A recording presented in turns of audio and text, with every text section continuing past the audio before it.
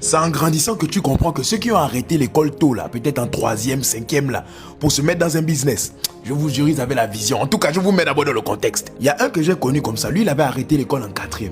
Un jour, en sortant de l'école, vu qu'il ne venait plus, nous, on ne savait même plus où il était. En sortant de l'école, je suis en train de marcher. Toujours voir quelqu'un, genre au loin, avec les habits sales des mécaniciens. Vous, ouais. Excusez-moi, je ne me moque pas, mais il avait ça.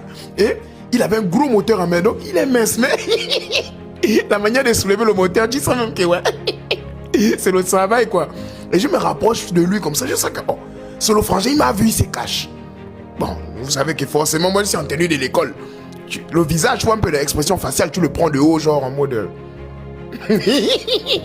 tu joues au mignon. Mais ce même gars-là, aujourd'hui, l'avenir nous a dit. Là, c'était sa période de souffrance. Mais aujourd'hui, lui-même, il a des voitures maintenant. Et là, toi, tu es à pied.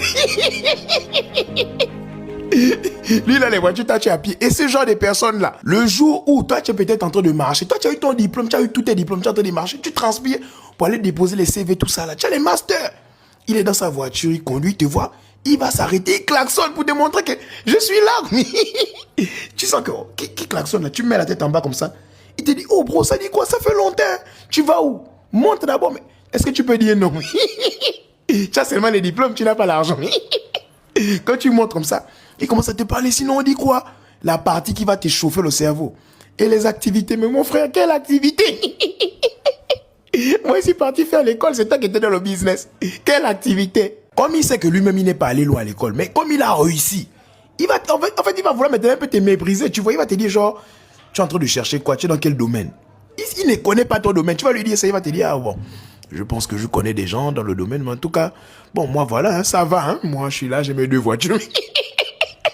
Il va te dire ça, mais tu vois derrière sur lui que ça va. Après, il va te dire, bon, donne-moi un de tes CV, je vais essayer de voir si je peux donner à quelqu'un. Mais quand tu lui donnes le CV, le move qu'il va faire en mode, qui va te prouver qu'il a vraiment l'argent, attendez. Tu lui donnes ton CV comme ça. Il ne connaît même rien de tout ce qui est écrit dessus. Il fait ça.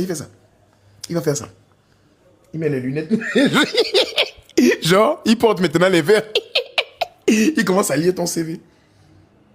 Okay. Oh, c'est intéressant, hein. C'est intéressant, ça. Ok, je vais voir avec mes contacts. À la fin, il va te dire, bon, on peut échanger de contacts et tout ça, mais toi, tu vas lui dire quoi, mon frère? Tu vas lui dire quoi? Là, maintenant, ça sera à toi maintenant de lui dire, non, mets-moi dans ton business. Tu vois que tu as eu tes diplômes dans tous les trucs là, et c'est après maintenant pour demander à travailler dans autre chose. C'est comme ça que la vie est maintenant, les gars. Donc, quand vous venez là, quand vous avez votre bac, mettez un pied dans le business, un pied à l'école. En tout cas, c'est ce que moi je vous conseille. Hein. Voilà.